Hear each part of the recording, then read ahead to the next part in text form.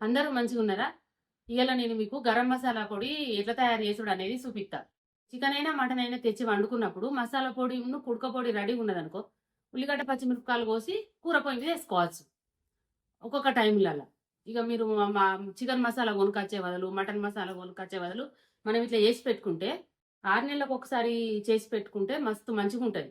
మంచిగా తినేటోళ్ళకైతేనేమో 6 నెలల వరకే ఉడుకుతది. కొద్దిగా లిమిట్‌గా తినేటోళ్ళకైతే సంవత్సరం అయినా ఉంటది మనం చేసుకున్న పొడి. సరే, ఇప్పుడు నేను ఎవేవి ఎంత తీసుకున్నా అనేది మీకు నేను చెప్తా. ఇగో ధనియాలు.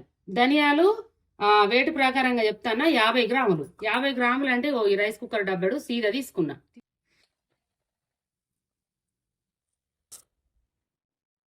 ఇట్లా తీసుకున్నా. మసాలాలు చెప్తానా.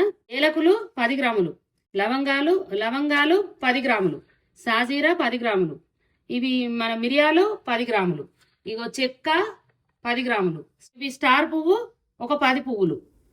10 పువ్వులు అంటే మీరు రెక్కలు పోయి ఊడిపోయి అట్లా ఇట్లుంటాయి చూసుకొని ఇంత 8 10 వేసుకోరు, ఏం కాదు. ఇది అందాల కొద్ది బాగా వేసుకోవద్దు. జాపత్రి చేదత్తది. ఇంకొకటి నేను జాజికాయ ఎత్తలేను. మీరు అవి జాజికాయ అన్ని కూరలకు వాడద్దు. మెత్తగా అవుతుంది తొందరగా. కూర మెత్తగా కావడానికి దాన్ని వేసుకుంటాం మనం. అది మటన్ కూర అయినా కాల్దలకాయ కూర మనం తెచ్చుకున్నప్పుడు విడిగా కిందంతా దంచుకొని వేసుకోరు. వాడేటోళ్ళు అయితే వేసుకోరు, వాడని వాళ్ళు అయితే వేసుకోకూరు. అది మీ ఇష్టం. ఇక ఇప్పుడైతే గ్రాములతో చెప్పిన కదా, మరి కొలత కావాలన్న వాళ్ళకు గిట్లా చెప్తా నేను. ఇక నేనైతే గిట్లా తీసుకున్నా. 1 చెంచా అన్ని 2 చెంచాలు తీసుకున్నా. ఇవి 10 గ్రాములు అవుతాయి. ఇక జోక్కోవాలనుకున్న వాళ్ళు వెయిట్ ప్రకారం జోక్కోండి. తీసుకోవాలనుకున్నారు ఇట్లా చెంచాతో తీసుకోరు. ఇవన్నీ గట్లనే 2 చెంచాలు తీసుకున్నా. ఈ జాపత్రి మాత్రం గింతంత అందాద కొద్ది తీసుకోరు. ఇంతంత చెంచాడు కూడా కానే కాదు, చెప్తాను అందాద కొద్ది మనం చేయితోని.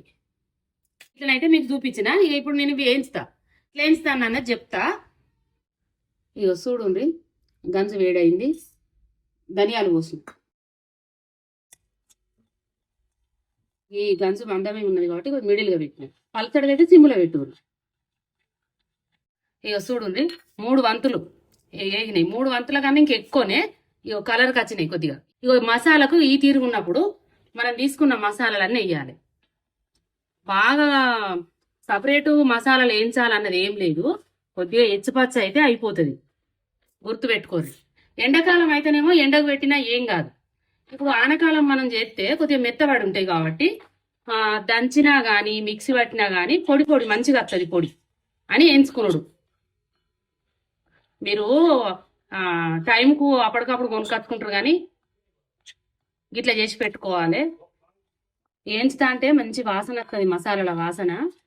ఇక బాగాసేపు వేయించితే సాజీర అడుక్కుపోతుంది కదా, మాడిపోతుంది. ఇక బంద్ చేస్తాను. ఇట్లనే వేయించుకోరు.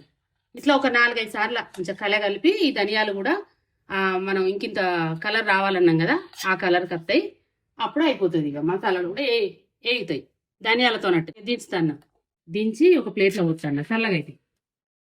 అట్లనే ఉంచితే ఆ గంజు వేడికి సాజీర ఇట్లా మాడిపోతుంది. చల్లగా అయినాక నేను మిక్సీ పట్టి చూపెడతాను మీకు. ఇక చూడుంది చల్లగా అయినాయి. ఇక చిన్న జాడికి ఒక 2 సార్లు పట్టుర్రి. జల్లెడ పట్టవలసిన పని ఏం లేదు.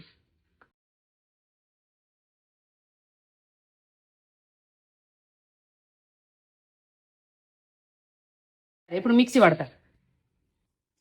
ఇక మొత్తం మిక్సీ పట్టుకొచ్చిన.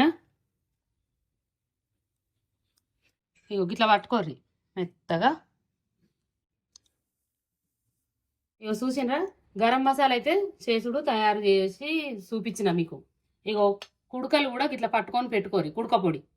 ఇక ఎనీ టైం ఎప్పుడంటే అప్పుడు మనకు గిన్నె ఉల్లిగడ్డలు కోసుకొని 2 పచ్చిమిరపకాయలు కోసి కూర, ఏ కూర అయితే ఆ కూర, చికెను మటను కడిగి అల్లం వేసి పొయ్యి మీద వేసి ఉప్పు కారాలు వేసి ఇక మసాలా ఎత్తే కూర రెడీ.